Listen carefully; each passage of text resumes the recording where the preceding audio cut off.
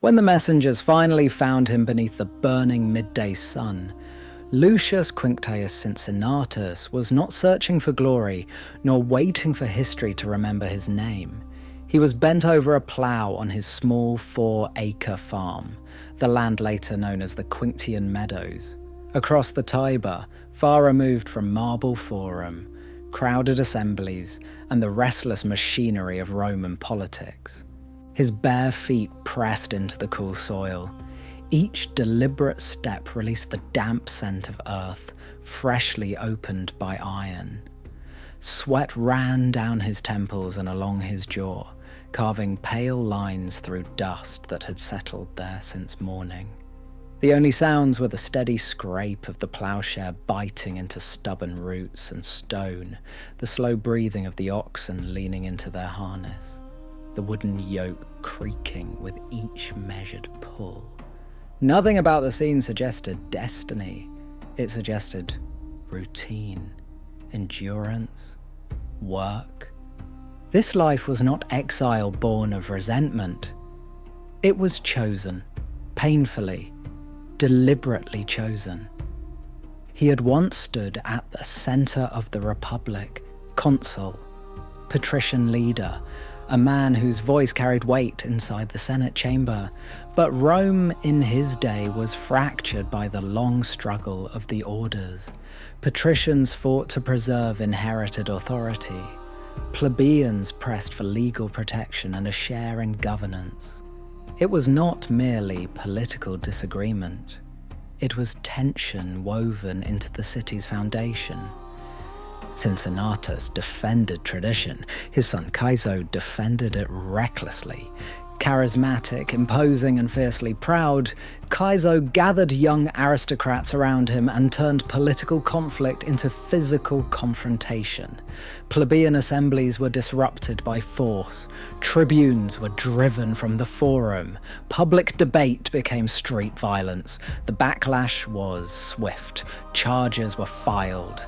The penalty threatened was death.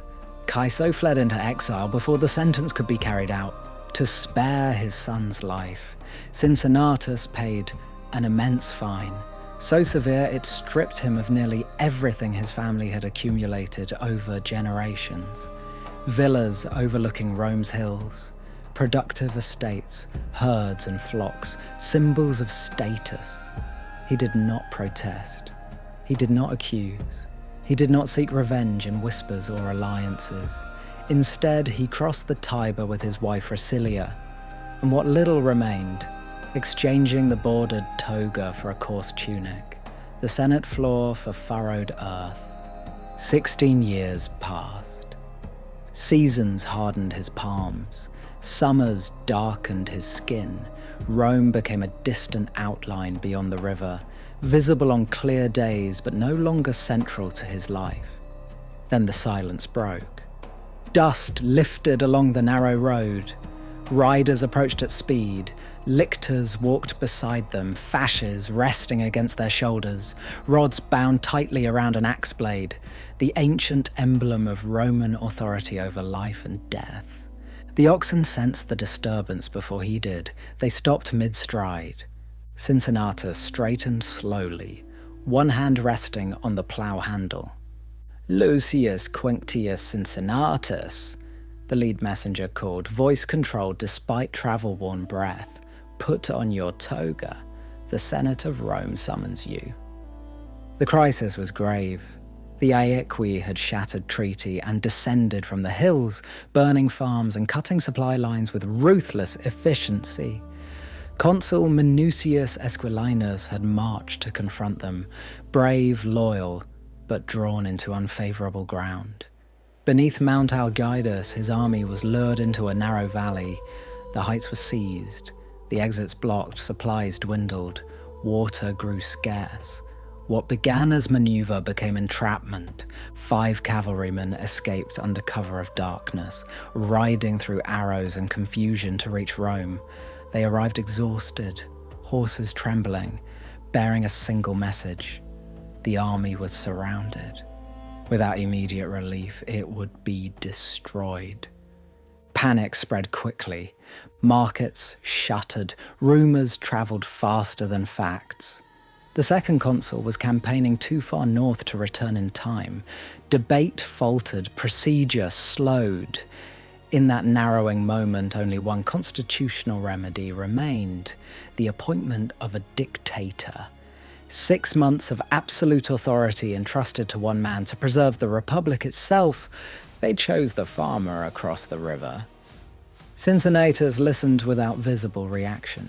His gaze drifted once towards the unfinished furrow stretching through his field, a line cut halfway as though waiting for a hand that might not return. "Resilia," he said quietly. "Bring my toga." She brought it folded carefully from the chest. He washed the soil from his arms and face. The water darkened in the basin when the heavy wool settled across his shoulders. It did not feel theatrical. It felt remembered. The weight of responsibility was not unfamiliar. It had only been dormant. The ride to Rome passed in near silence. Inside the city, anxiety pressed against the streets like heat before a storm. Crowds surged, voices overlapped, questions were shouted toward him as though he could answer them all at once. He did not pause for reassurance. He went directly to the Senate and issued orders with calm precision. All civil activity ceased immediately. Every able-bodied man was to assemble on the Campus Martius before sunset. Each was to bring 5 days of rations and 12 sharpened wooden stakes. The number drew murmurs. A legionary normally carried 2. 12 meant added weight on shoulders already burdened by shield, armor, weapons, and kit, but he offered no explanation. Fear scatters the mind. Burden concentrates it. By imposing physical strain, he replaced panic with purpose. They marched at sunset.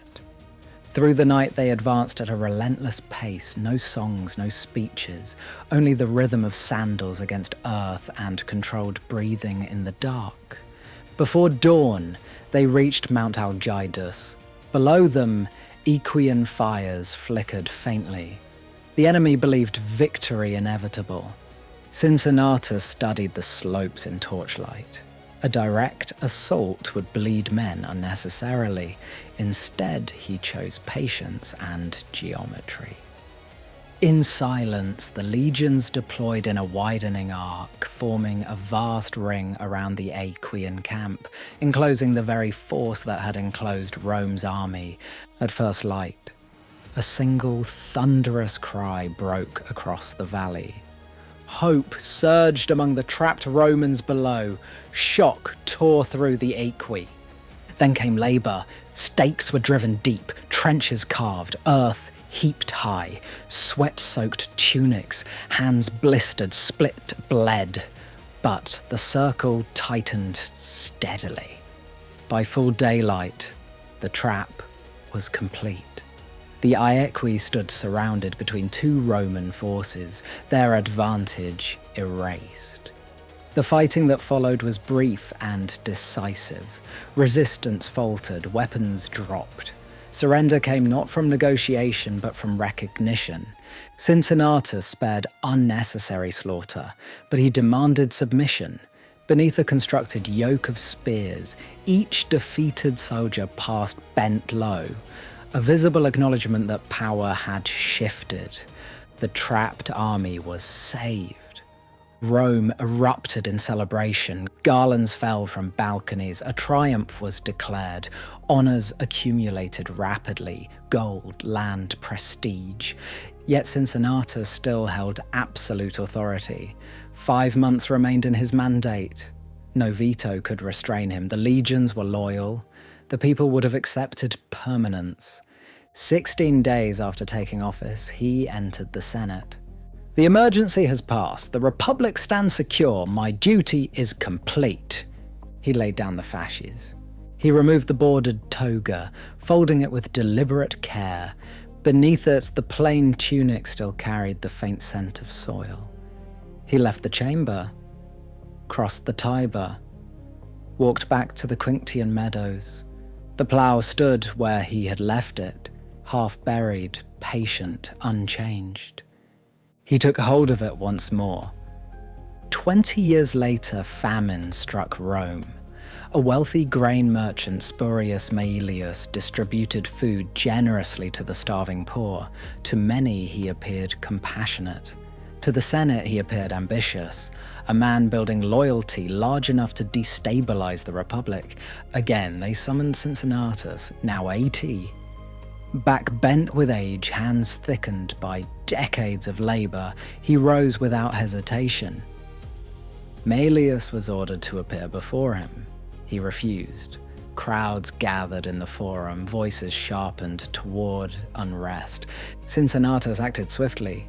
He commanded his master of the horse, Gaius Servilius Ahala, to intervene. Maelius was struck down before disorder could ignite. Order restored. Cincinnatus resigned that same day. He returned to his farm. Rome remembered him not only for victory, but for restraint.